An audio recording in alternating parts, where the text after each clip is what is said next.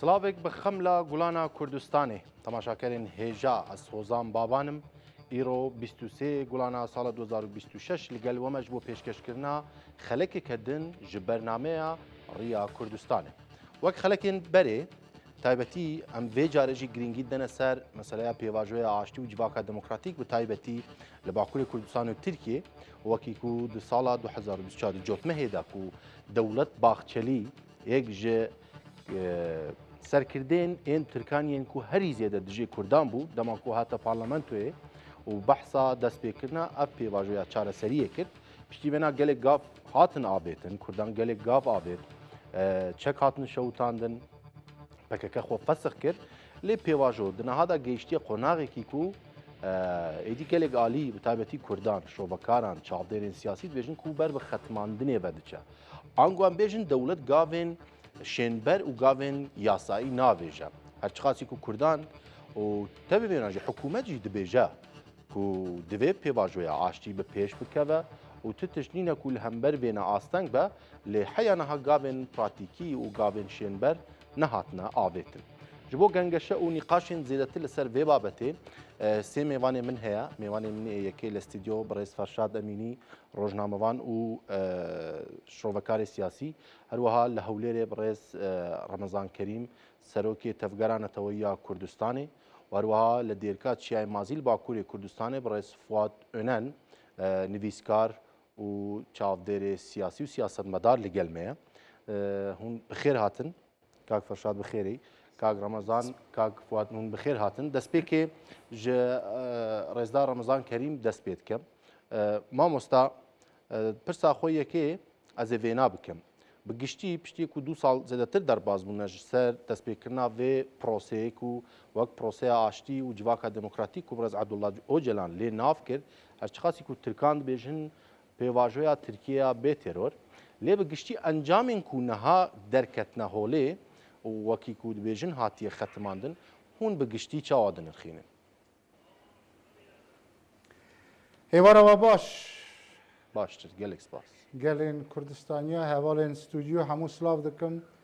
rêzdar hozan baban bû bernamê we jî yekem car pîroz be her bijî heqîqet bêj ku derbazî bersiva pirsa we bim dixwazim li seretayî du pîrozbayî bikim yek ji bo Yekîtî Niştimanê Kurdistan ku salê 1976 dibe pîncî saliya destpêka şoreşan û pîncî yek sal pîncî sal yani yubilêya zêrîn ya destpêka şoreşan û li 76 em bêjin 2026 ku Yekîtî Niştimanê Kurdistan 75 ava bû pîncî yek sal e wekû partî û pîncî sal e yubilêya zêrîn wekû destpêka şoreşê di vir de min dixwazim du sê tişt bilêm bi taybet bo rêzdar Pavel Telabanî serokê Yekîtî Niştimanê Kurdistan yekem ji bo ku Yekîtî Niştimanê Kurdistan bihêz be û zêdetir xizmeta gelê Kurdistan bike li Iraqê de ciyekî taybet hebe û di astê hemû beşên Kurdistan da yekîtî çawa li rabirdû da ciyekî xunê girîng hebû yekem dibe pîwîst e dosyaya lalezer bi temamî were qapatkirin da rêzdaran Lahûr Telabanî Polat Telabanî û hemû hevalan pîwîst e were azadkirin da aştewayekî seda sed çêbe ewa bo Silêmanî bo Yekîtî Niştimanê Kurdistan bo malê Serok Mamcelal bo gelê Kurdistan bo demokrasî bo azadiyê gavekî girîng û pîroz e min rica dikim dîsa dibare dikim rêzdar Serok Pavel Telabanî ev dosya qapat bike li cejnê qurbanê da mizgîniyekî pîroz bide û bi giştî jî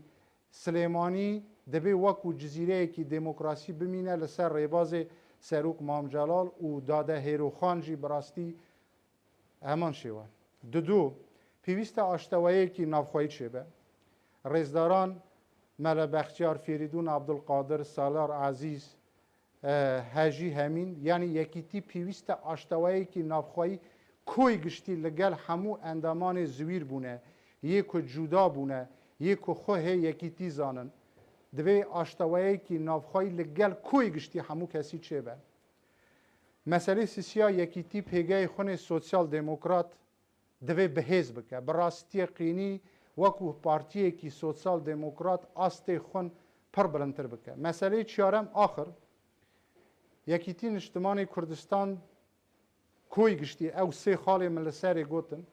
پیوست یکیتی نشتمان کردستان پیواژوی آشتی لنافخوایی دا دست بکه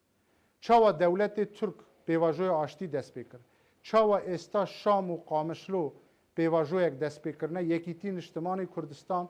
خو حزب سوزه دبیجن سوز براستی دوی بهار سوز واتا بهاره بهارا کردی یکیتی نشتمان کردستان لنافخوایی خو لسلیمانی و لناف مال امام جلال دوی بهاره کی دست بکه و پیواژوی کی آشتی دست بکه او اوا بشه نافخوایی بشه دروا حقیقت نها دنگی کو کردستان باشور ببه دو اداره زیاده دبه اوا خاینتی و خیانت اجتماعیه یکیتی اجتماعی کردستان ناوه به هیچ شیوه کی ریگه بده مسئله دو اداره هر بکه و بر بحث و گفتگو چاوا وقتی خود سروک مام جلال من کجگیری عثمان اوجالان بو من سروک مام جلال من برز عثمان اوجالان مسردان سروک مام جلال کرد لدوکان جوینه کی داخرا و دا من اما یکم جاره دویجم بله سروک مام جلال او کتا با عثمان اوجالان وتی من جی آمده بوم گوت زور کس رخنه دگرن که من تعویز دادم پارتی یان تعویزا گوت یه ما کردستان آوا کر یه ما ده عراق دا بونه یاریزانه کی سرکه سروک مام جلال دگو من دویجن تعویز ده بلم یکیتی بهز بو یکیتی که پیشتر صفر دما دست بکر یکیتی پینجی به پینجی کردستان نیوی کردستان سروک مام جلال دکار بو بگره و بو یاریزانه کی مزن دا آست همو کردستان دا بهز بو یه هیوی دارن رئیسدار پاول طلبانی سروکی یکیتی اجتماعی کردستان بو خاطر خدا بو خاطر گلی کردستان فیدکاری کی بکل ام جشن قربانی دا لگل پارتی دموکراتی کردستان گاوه کی تاریخی باوجه پیوسته حکومت آوا به تایبت نه دیوید پتروس هاتیه وظیفه دار کرنده ده هلا دونالد ترامپ توم باراک و دخوازن وزارت کی آسایش فدرال درست بکن چاوا به چکرنا گیریلا لباکور دست بیه انتگراسیون قصد لگل سوریا روجاوای کردستان دست بیه چمکی پلانه کی وشارتی ها گلی کرد به چک بکن و به پره بکن همان دمی پلانه که هزی پیشمرگه بکنه ناوا چارچوبه وزارت آسایش فدرال یا عراق چمکی دیوید پتروس آمریکا دخوازه حشت شعبی نمینه همو بچه ناو ارتشی نمینه شیاجی دعوا دکن هزی پیشمرگه نمینه پلان این گوره لدیجی حریم باشوری کردستان ها ببوره من اسلوب خود بلکو هنه کی خراب بکم نابه یه وکو دوم و قرچ تاخم حزب به حزب بناماله یان تاق به تاق سردان بغداد بکن و هر کسک تشتک لبر مکد نخیر دوی حکومت حریم کردستان آوا به پارلمنت و کارا به سلوکاتی حریم جنو و دست به کار به دادگاهان برقرار بن آشتی و لیبورینه کی گشتی درکه و همو سجنیکان آزاد بن به تایبت به گک شیروانی واجی لحولیریه هدوی یه ما رزکان خورد بکن بو او پلانا سر نکوه چمکی اوی من دبینم امریکا ایران ریک هفتنه که هزه پیشمرگه تحویل وزارت آسایش یا فدرال بکن تا بی اوش ده ضرار گلی کردستان ده به پلان که در روزلات ناوین دا گلی کرد به چک و به پره بکن دوی اف قواری حریم یه ما وکو بلبله چاوی خو بپارزن سوی هزه داگر کرجی هزه کی دن دکاره برپرسه کی حریم بکه جوری قفص تا دزگیر بکن رئیسدار سروک پاول طلبانی دوسیه لالزر داخل آزاد بکه برای خو یک آشتوایی که نافخایی چه بکه دو به هیچ حکومت حریم کردستان آوا بکن پارلمنت و کارا بکن بهار کی کردی و بهار کی سوز پیواژوی کی آشتی به جرأت دست بکه که پاول طلبانی به ویت ناس کرن کسی کی جرأته لهمبر دولت ترک ساکنی پیوسته مسئله کرد به سیاسی با آشتی وارد چرا سر کردن نه به عسکری چرا سر به بله. دولت ترک به درون هات سر مالوی بلام قبول نکر مرنا خدا برچاوی خو دولت ترک تهدید کرد گوم یه متو دکوژن کولی ندا چوک ندا دولت ترک برز اردوغان هاتنه سر فکر سروک پاول طلبانی است دخوازم با آشتی چاره سر بکن لروجاوای کردستان جی به همان شیوه دبه ایرو هوال پاول طلبانی چاوا لباکو روجاوا لنافخوی گاوین جلعت هاوید پیوست در نافخوی یکیتی نشتمان کردستان دا گاو جلعت باویجه بله پیوست پیواجو یکی آشتی دست بکه بسه سلیمانی جزیره دموکراسیه بله جزیره آزادیه قلای سوزه دبی تشتێکی نو دەست پێ بە یوبیلەیە زێڕین یا شۆڕەشێ نودا هەنە کەس هەنە بێدەنگن دەبێ با معاشێ me نەبڕن با پۆستێ me من ناترسم بله دەبێ گەلێ کوردستان سەر بکەوە دیساژی جەژنا قوربانê پیرۆز بە یوبیلەیە زێڕینە پێنجی سالیە تەکوشین شۆڕەشە نو یا یەکیتیا نیشتمانی کوردستان بۆ گەلی کوردستان پیرۆز بە یەکیتی دەبێ شۆڕەشێکی نو یê دموکراسی ئازادیê dest pê be بله دەبێ me حکومەتی خۆ ئاوا bikin بله بوی سر دکەون جا بێمە سەر ببوورە بێمە سەر پر بە کورتی کاگەمەزاژبەر دقام لەگەل تەبووین پر بە کورتی مەمنون بێمە سەر من بۆ دیرۆکێ داخبم من بۆ دیرۆکێ داخبم بۆ دیرۆکێ داخبم بێنە سەر بەرسەوە پرسەوە دەزانی زانی یەکەم ئەوە چەند ساڵە پێواژووە ئاشتی دەست پێ بێ دراستیێدا gelek gavên baş hate havîtin yek li wana şer rawestiya kuştin çênave du mesele li şer li çiya hate ser mêzê guftûgû komîsyoneka wa bû komîsyon raport nivîsî yanî şer li kozkên çiya li kalaşnîkov û li tiving û hatiye ser mêzê guftûgû bi qelem û bi kitêb niha çareser dixwazin bikin pêvajiyekî baş e ew merhela derbas bû niha merhelê din dest pê bê دراستی دا باخچری دولت باخچری پیشنهاد کرد بو برز اوجالان به کوردیناتور پیواژویا آشتی و سیاسی پیشنهاد کی باش بود بلن برز اردوغان سر و کومار وتی ما اف مثلا از به کرمانجی بیجم بله گوت ما اف مثلا ما دای دست میتا و چاره سر بک اوا گوره مزنترین شاشتیه زانی چما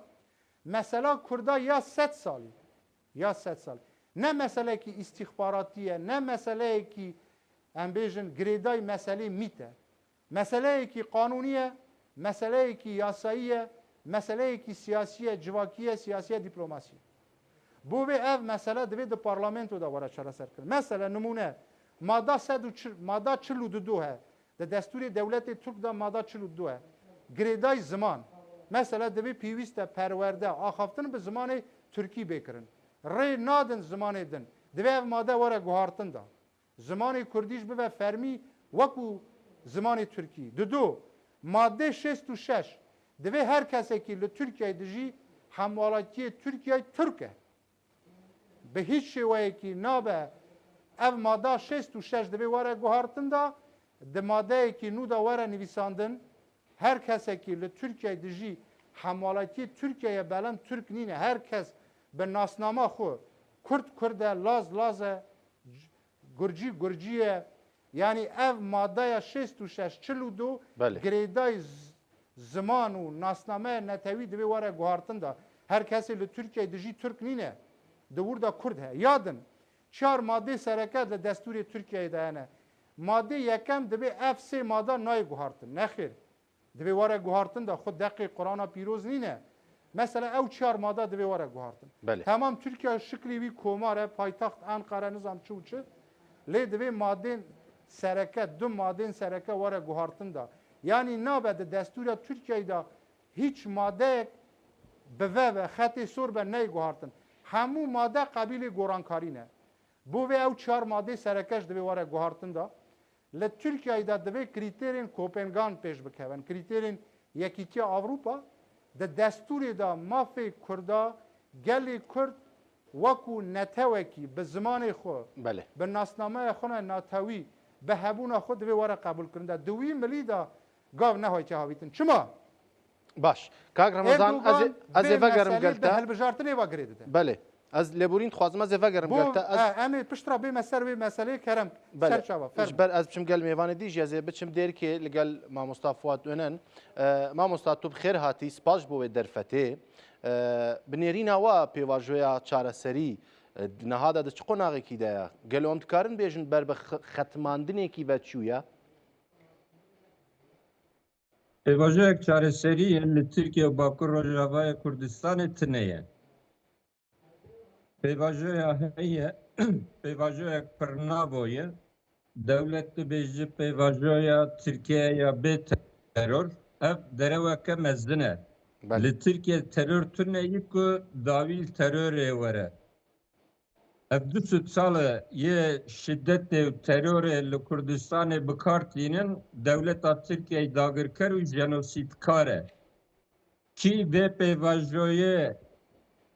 kabûl bike û bibe muxatabê vê pêvajoyê kabûl dikin ku ê terorîst ne dewleta Tirkiye'nin Kurdin ê terorîst.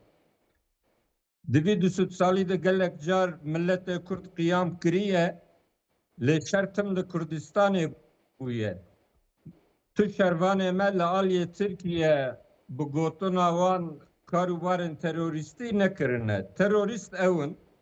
Tirkiyeya bê teror derewek mezin e. Ji aliyê PKK û Ocalan de jî ev pêvajoyê wek pêvajoya aştî û civaka demokratîk tê binavkirin, ev ya jî derewek dinêye. Aştiya çi ye? Ev 35 sal e dünya di nav şerekî cîhanê ya neîlankirî de ye. Kurdistan bi her çar parçeyê xwe qada şer e. Evî şerî berê li Rojalatê Ewropa û erdnîgariya Sovyetê dest pê kir, dûr xwe gihand Afganistanê Asya, dûr çû Afrika, anhal Rojalata nêzik û Rojalata navîn şerekî tund dimeşe. Devleta Tirkiye li sê parçeyên Kurdistanê şerekî dagirkerane û jenosîdkar dimeşîne. Belê. Tablo vî rengî be û tu qala aştiyê bike, wate tu teslîmiyetê diparêzî. Tê aştiyê bi kê re bike? Tê bi Devlet Bahçelî re bike ku Devlet Bahçelî faşîst ji zikmakî de dijminê Kurd û Kurdistanê ye. Tê aştiyê bi Gulanî û Heteşe re bike. Destê Gulanî di xwîna hezaran ciwanê Kurd de ye. Tê wan re aştiyê pêk bîne. An tê bi Hamaneyê re bî, tê bi Heştişabî re aştiyê pêk bîne. Daxwaza aştiyê ne li gor realîta cîhanê ye û ne li gor realîta welatê me ye. Belê. Baş e mamosta Fuat Mijara civaka demokratîk ez ê li vir pirsek derewek bikim. dinê ye. Yani binêrîna we Belê. hûn behsa vê dikin ku aştî û dîplomasiyet li gel welatan çê nabe yanî. Gelo binêrîna we Kurdkarê li hemî beşên Kurdistanê li gel ew dewletên sepandî yên ku welatê Kurdistanê dagirkirê di nav wan li gel hemî ka şer bike ango bijardeyên din heye weke dîplomasî weke siyasetkirin hûn dê çawa dimînin. Diplomasiye ez jî dizanim. Belê. Way li başûr parlamentoya me hikûmetek me heye ew dîplomasiyê dimeşînin. Dîplomasî karê dewleta ye. Belê. Ji bona tu bi van dewletên dagirker re diyalog çekî bi wan re bide û bistîne, hevnasînek beramber lazim e. Em van dewletna nas dikin. Lê van dewletên dagirker rastiya welat û milletê me nas nake. Ev sed û sê salê komara Tirkiyeyê di serî de gotin Kurd tune ne, dûre gotin yekoyeko Kurd hene, yanî sed û sê sala de mesafeya stendine ji Kurd tuneye hatine yekoyeko Kurd heye. Hebûna Kurdistanê qebûl nakin, hebûna neteweyê Kurd qebûl nakin, yekoyeko Kurda qebûl dikin. Em milletekin û em li ser axa xwe milletekî qedîmin. Çareseriya vê kêşeyê di dewletbûyînê de ye. Ne ku guherandinê hîn yasayê cezayî yê Tirkiye'de ye. Niha mijara demokrasiyê, demokrasî baş e, teşeyekî dewletê ye baş e. Baş e li dinyê trend ber demokrasiye veye yan ber bi otoriterî totaliteriyê veye. Divî 15 salê dawîn de دسری در امریکا و اروپا partiyên dijî demokrasiyê qurt dibin. Ên dijî penaberan, ên nijat perest qurt dibin. Van hevçar devletên dagirkerên Kurdistanê ne pêkane ku demokratîze bibin. Yani kî dikane kabul bike ku Gulaniyê Sûriyeyek demokratîk ava bike, an Baxçelî Erdogan ev ê Tirkiyeyek demokratîk, Xamenei ev ê İranek demokratîk, Heşd-i Şabî jî ev ê Iraqek demokratîk ava bike. Evana çîrokin. Ji bo ku hedefa dewletbûyînê ji ber Kurda bigirin, çîrokên aştiyê û demokrasiyê ji me re dibêjin. Ger hûn pir demokrat bin, Kurdistan dema bibe dewlet, teqez ew ê dewletek demokratîk be ji xwe. Hûn pir ji demokrasiyê hez dikin, بله Kurdistanek demokratîk biparêzin. Ne pêkanî hûn çar dewletên dagirker demokratîze bikin, lê pêkane hûn welatê xwe da dewleteke demokratîk ava bikin. بله باشه ما مصطفى فؤاد Hep pêvajo, بله از افق ez dê jî bêjim û bikevînim biraya کرم که wî. کرم که Ev pêvajo hücumeke li ser her çar parçeyên Kurdistanê. Ev xal divê baş bê tefam kirin. Hedefa wanî lezgîn Başûr Rojavayê Kurdistanê bû. Dewleta Tirka tehdît kir, di ser Öcalan re jî rayedarên Başûr Rojavayê Kurdistanê qaneh kirin, dev ji temama destkeftiyê xwe berredan. 15,000 ciwanên Kurdistanê ji bo Sîpan hemû bibe cîgirê wezîrê berevaniyê jiyana xwe ji dest nedan. Niha xanima İlham Ehmed dibe Efrîn li alîkî, Kobanî li alîkî, Hesekê li alîkî federasyonê çawa bibe. Wel li Hewlêrê federasyon kabul kir, wel Duhokê federasyon kabul kir. 26 Nisanê konferansa Qamişlo, konferansa Kurdî ve federasyon kabul kir. Mawê çaxê jî Kobanî û Efrîn û Hesekê her yek li quncikeke cîhanê bûn. بله Niha li Başûr Rojavayê Kurdistanê cîhanê hin armancê xwe. Lê qeneeta min 10 salê pêşiya me li Sûriye ew ê şer be, şerê me dawîn bi rejîma Sûriye re hîn li bende me ye. بله Ana devleta Tirka ji alîkî de bîskadin birader qal kir, dixwazin nîzama federe li Kurdistana Başûr têk bibin, bi dehan baregahê xwe leşkerî vekirine, mixabin yekî hevalê Dewlet Baxçelî kirin waliyê Kerkûkê, Başûr jî hedefa wan de ye. û aniha li bende şerê Îranê ne. Dewleta Tirkiye ji niha de amadebaşiyê dike ku rejîma Îranê têk vehere Rojhilatê Kurdistanê nebe dewlet, di nav Azeriya de destêwerdan dike ger rewşek wisa derkeve holê ew ê ser Azeriya re hücumî Kurdistanê bikin. بله Ev pêvajo hücumek siyasî ye, hücumek fikrî ye, hücumek leşkerî ye li ser her parçeyên Kurdistanê. Mixabin sinifa me siyasetê bi gelemperî piştgirî didin vê pêvajoyê. Bi taybet jî rayedarên Başûr, Partî Demokrat Kurdistan, Yekîtîn İçtimanî Kurdistan, Yekkurtoy İslamî ji roja ser de divê em piştgirî didin pêvajoya Baxçelî Öcalan. Öcalan her rolê İmralî dijûn û heqaretê Mesûd Barzanî dike û dibêje şerê minî dawîn ew ê li hember Bele. Mesûd Barzanî be, Mesûd Barzanî piştgirî dide vê pêvajoyê. باشه ما مصطفى فؤاد Niha ام فقرن قلوا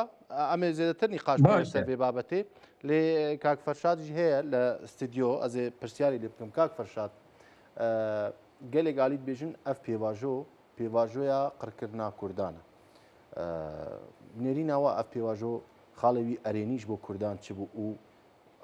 يعني چت بونا صدم كو اف بيواجو دس بي بكن لە درێژایی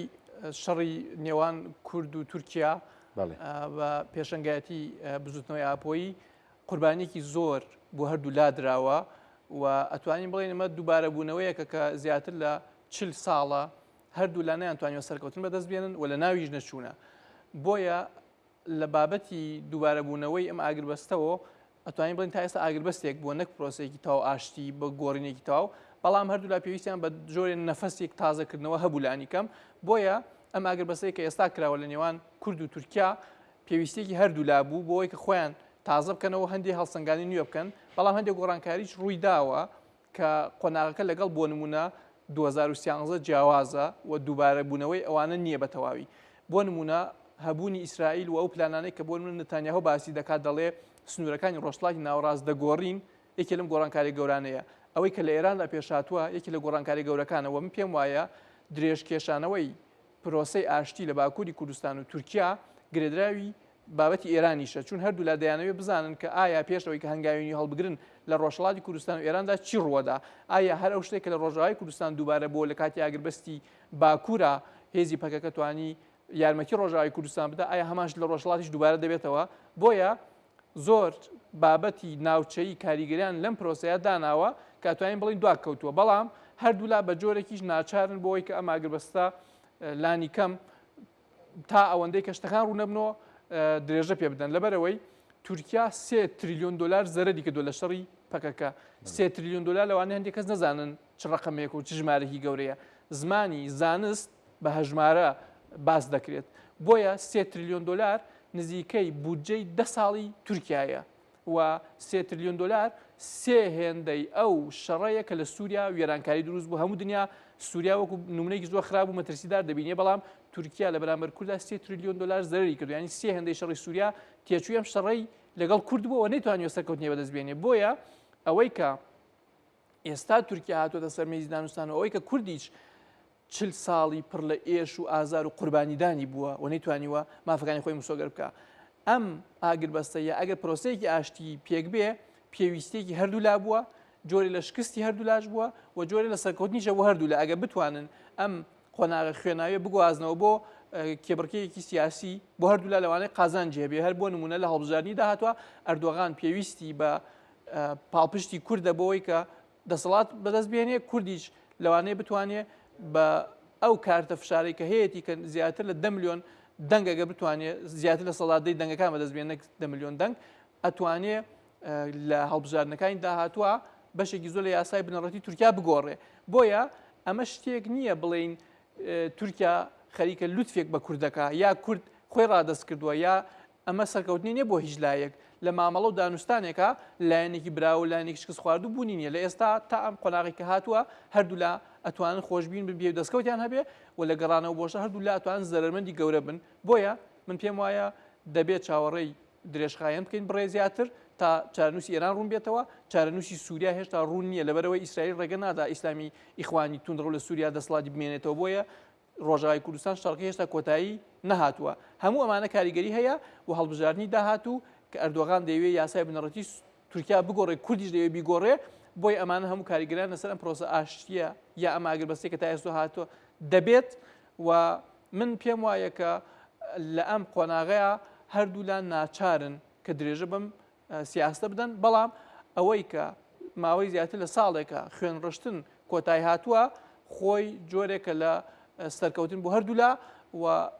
بێگومان سیاست و گۆڕانکاری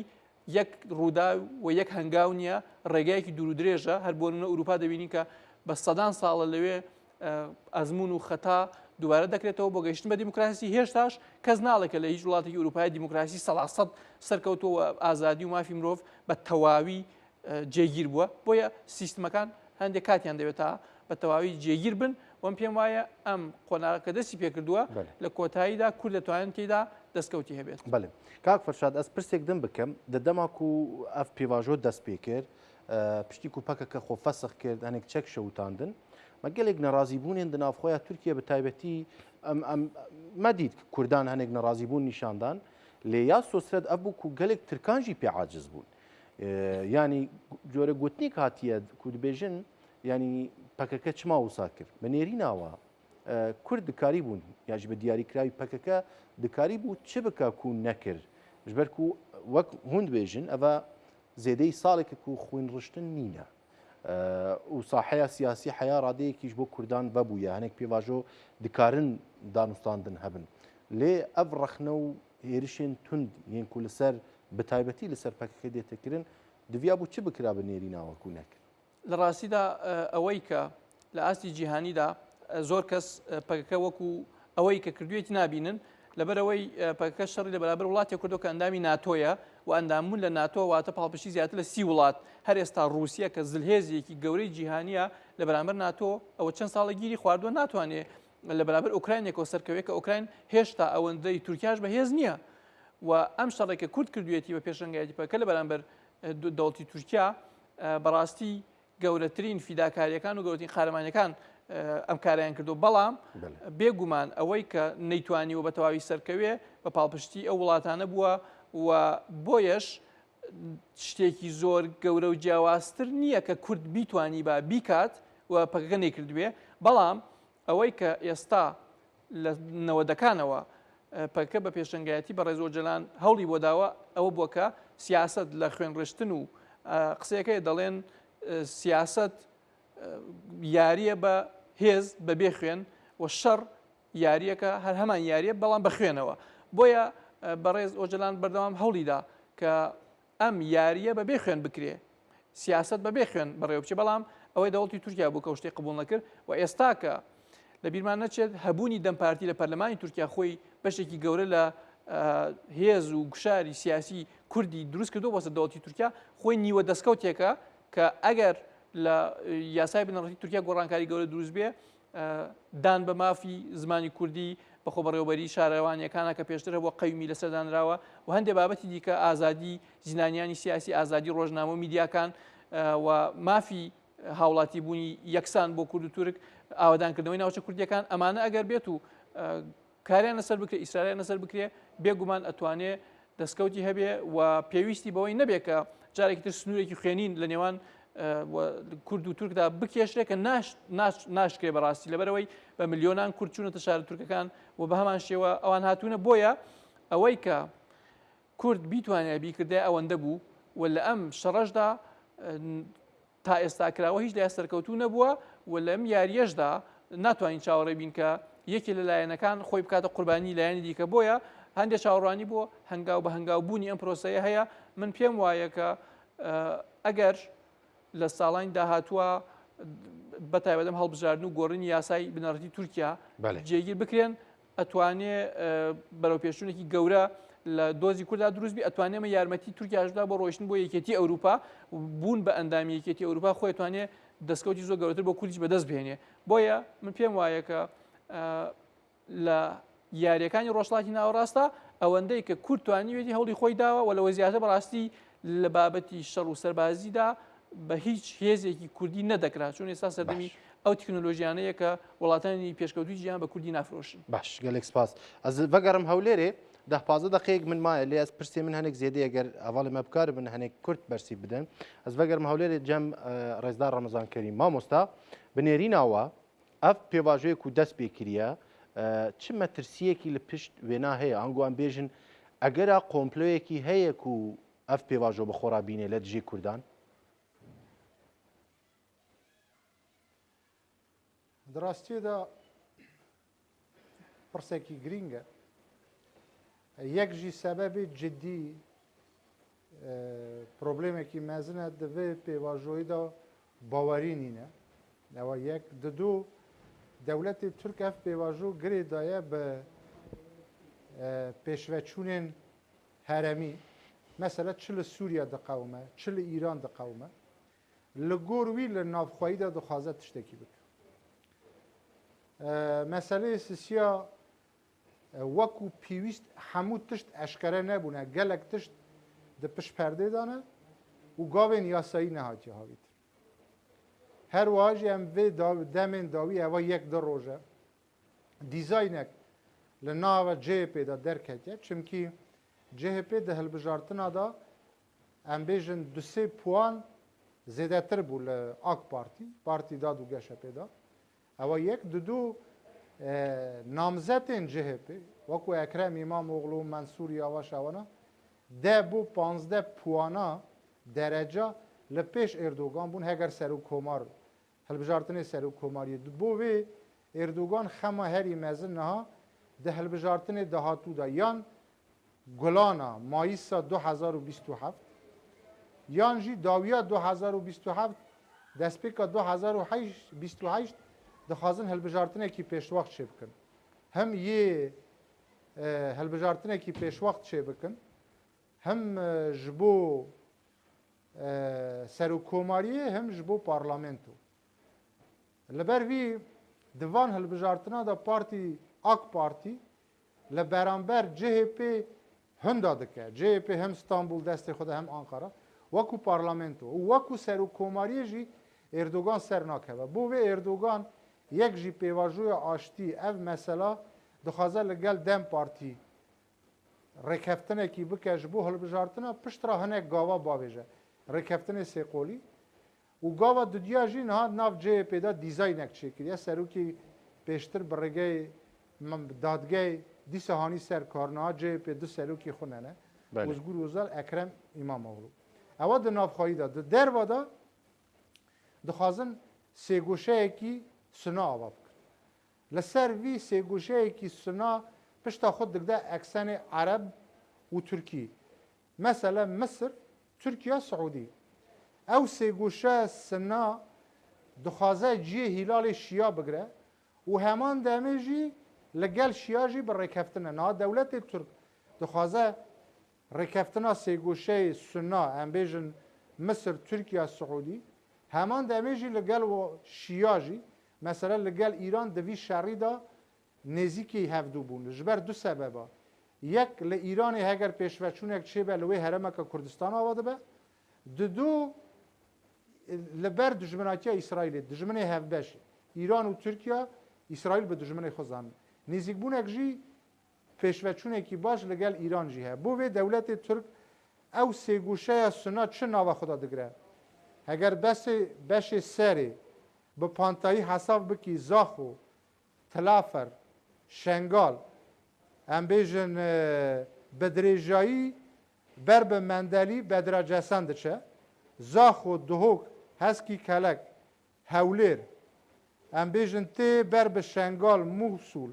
Maxmûr heta Pirdê, Xurmatû, Kerkûk, Daqûq, Kifrî, Qeretepe, Diyala, Mendelî dîsa tê bo Bedra Cesen.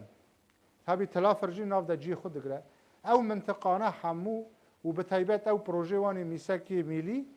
bi wî şêweyî niha projeyekî wa jî di nav kar de. Heman demê projeyekî İsraîlî heye. İsraîl bi rêgeyê Dûrziya dixwaze li Sûriya otonomiyekî çêke û beşek xakekeş kiriye destê xwe da. Niha nakokî sereke li Sûriya navbênê İsraîl û Tirkiyeyê de heye. û li Iraqê jî û meselê Îranê di li mintiqeyê de projeyekî İsraîlî û Amerîkî ye. Projeyekî Tirkî û ya pêştir İran cawaz bû. Lê niha Tirkiye İran di nava emehengiyekî de ne. Ev proje xeteriye ew he min ji we re got Kurd bêçek bikin bêpere bikin. Tabii gelê Kurd jî divê projeyekî xwe hebe. Ji bo projeyekî gelê Kurd cidî hebe derecî yek divê Hikûmeta Herêma Kurdistan gava yekê Hikûmeta Herêma Kurdistan were avakirin da Partî Demokratê Kurdistan, Yekîtî Niştimanê Kurdistan û hemû partiyên Kurda li başûrê Kurdistan rêkeftinekî cidî bikin. û gol Rûspiyên wekû Birêz Mehmedê Hacî Mahmûd, Mamoste Selahattin Badîn ew ê din bigirin. Heger eva çê bibe yek, du ew meselê Rojavayê Kurdistan ha mesele dixwazin navê Kurdî bigorin li ser xestexane, li ser em bêjin mekteban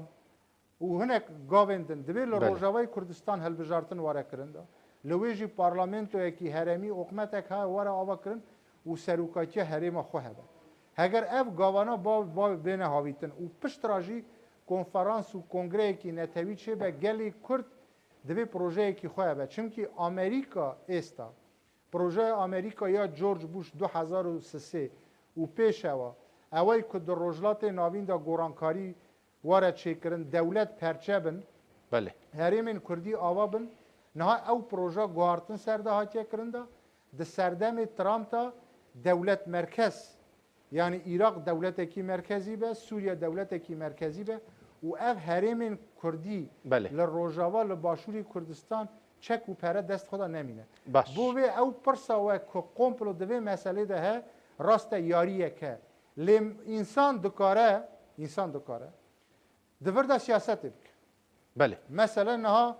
ام بیژن پاریزگری کرکوک ترکمنک نها برای واده به انسان دکاره هم وکو باشوری کردستان هم وکو باکور هم وکو روجاوای کردستان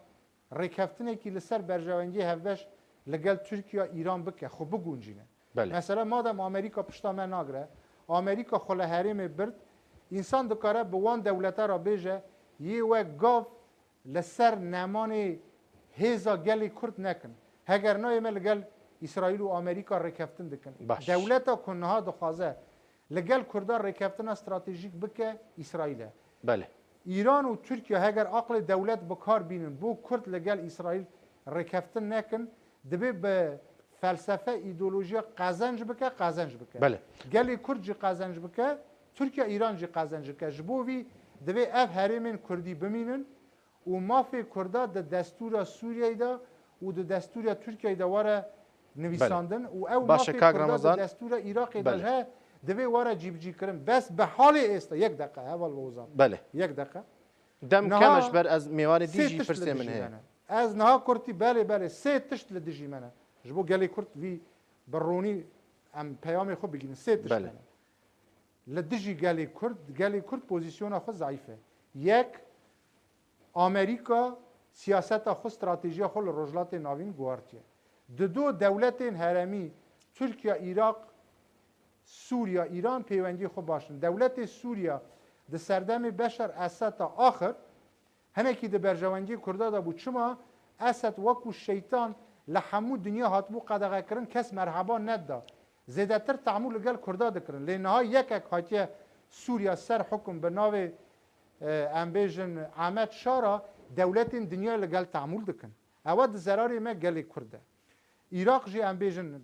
ترکیه ایران پیوندی خود نزدیکنه اوا یک د ضرر گلی کرده مسئله دنیا کرد یک گرتونینن بیشتر حریم که روجاوای کردستان حتانی حلب رقا دیرزور همو دست کرد داده بود کرد به حزب بون نه ضعیف بونه لباشور کردستان حکومت و پارلمنت و پیوندی پارتی یکیتی باش بون استا دوی ملیدا ضعیفتیه که لباکور کردستان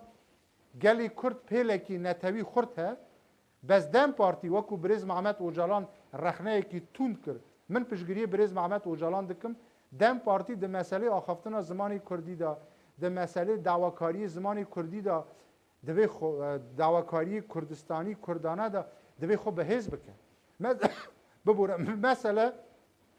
لباکوری کردستان ل 1847 بو 1867 20 سال حریم که بو به ناو کردستان پشتی سرهلدانا بدرهان بی مثلا به پایتخت دیاربکر دولت ترکیه اوا قبول کرد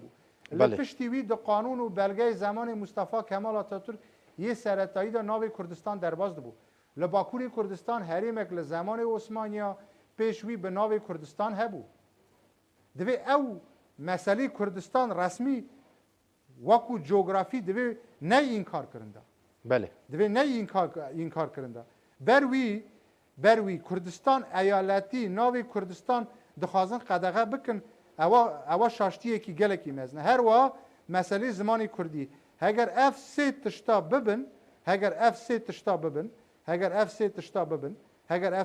ببن گلی کرد سرکفتو دبه بس که اگر یه ما اوا نکن ضعیفتیه کی بله. جدی لسر مسئله گلی کرد ها باش. یه مد زانن تو زانی زمان سلطان عبدالمجید یکم کردستان ها بود 14 ماه 12 1847 بری مثلا ایالت وان موش دیاربکر هاکیاری ماردین همو دکت ناوا ویدا بله. همو دکت ناوا ویدا بو وی کردستان راستیه که زمان کردیجی راستیه که اگر یه ما بکار یکیتیه که خونه خورد چه بکن و پیوندی استراتژیک خورتر بکن لگل همو دولتان gelê Kurd ser dikeve. بله بۆ چه من لە سەرەتایی بەرنامەدا چەندین پێشنیار کردم بۆ برێز پاڤێل تەلەبانی کۆ هەفسەرۆکی پێشوو و سیاسەتمەدار برێز لاور تەلەبانی هەواڵی ئازاد بن بۆ لەگەل پارتی دموکراتی کوردستان ڕێکەفتن بکە یەکیتی نیشتمانی کوردستان کلیتێکی زێڕین لە دەست خودا دکارە وێ کلیتێ vê bike çawa wextê xwe Serok Mamcelal bi kilîta xwe ne zêrîn pêvajoya aştî 1993 li Bakurê Kurdistan dest pê kir çawa li 2011 bingeya avakirina Rojavayê Kurdistan danî çawa li nod û yek raperîn piştî wî 2005 û bo 2006 û 7 li gel Partî Demokratîk Kurdistan ew dema Serok Mamcal Serok Mesûd Berzanî rêkeftin kirin yekîtî niştimanê Kurdistan kilîtek destê xwe de بله dikare vê bike Başûrê Kurdistan jî xezenc bike hemû beşên Kurdistan xezenc bike Baş. tabî heger yê me zayıf bin heger yê me dawakariyê xwe pêş nexin dewletê Türk jî tabî xêr bi me nake بله باشه کاک رمضان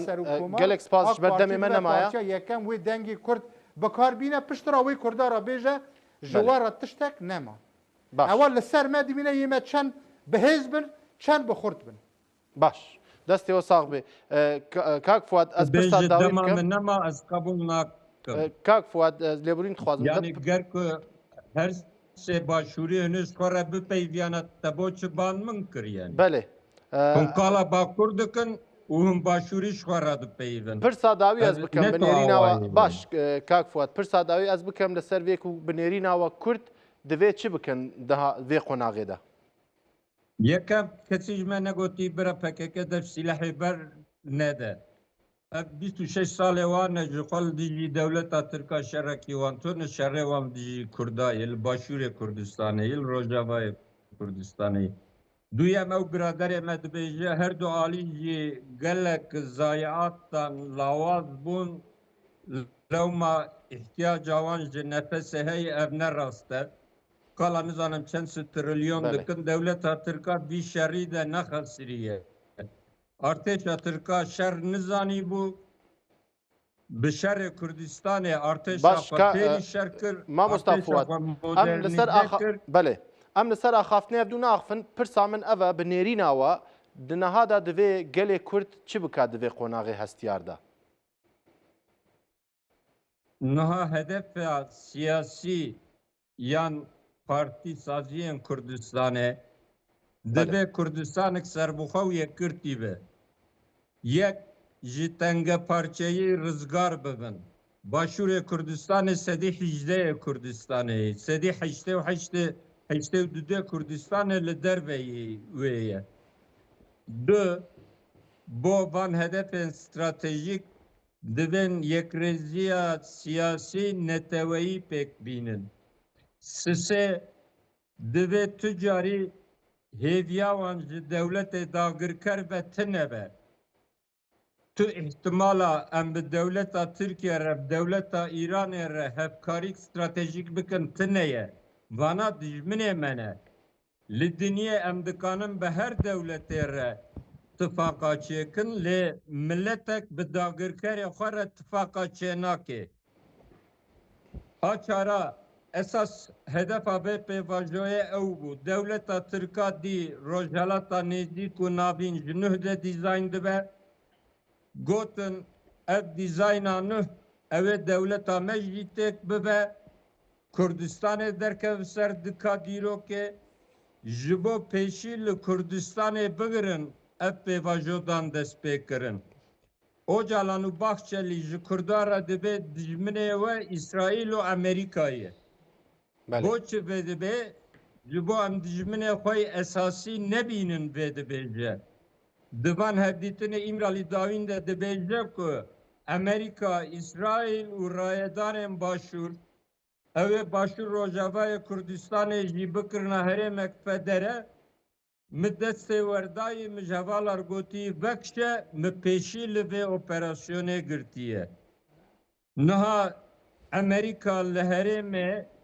şerekî nerewa dimeşîne ew tiştekî din. Lê Amerîka û İsraîl ne dagirkerê Kurdistanê ne. Yê me dijminê û emperyalistên me û kolonyalistên me ev devletên ku welatê me dagir kirine Bele. ew dijminên me kî li ser navê Kurdayetiyê ji bo Tirkiye û İran qala hevkariyên stratejîk bike dijî şoreşa Kurdistanê ne Bele, dijî Mamosta Fuat, berjewendiyê baş. rizgariya Kurdistanê ne Başa gelek spas kaka yani niha ev bi rastî ev ne to avaye yani Hüseyin Habib Başûrî ji xwe re peyivîn li ser Bakur û Mamosta em Tirkiye li vir ek ji nebaşûrîne. Paşo ez beşdar bûm ez ji bo Tamam. Bakur agahî bidim we Bele mamosta Eyde biraz bernameyê canê din jî we hene çabe. bêguman bernameyê din jî heye em ê zêdetir jî biaxivin. Rewş wisa çêbû, hêvî me hûn jî bibûnin. Lê li vir em yek jî nebaşûrîne. Kak Erwan ez pirsê dawî jî ji Kak Ferşad bikim ji ber ku giring e. Kak Ferşad zor bi Kurtî.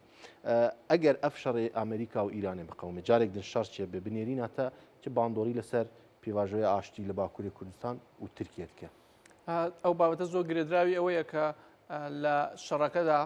کە جاری پێشوو بینیمان هەندێک وڵات نیانهێشت کە کورد بە هیچ شێوەیەک لە داهاتوو ئێراندا بتوانێت کاریگەری هەبێ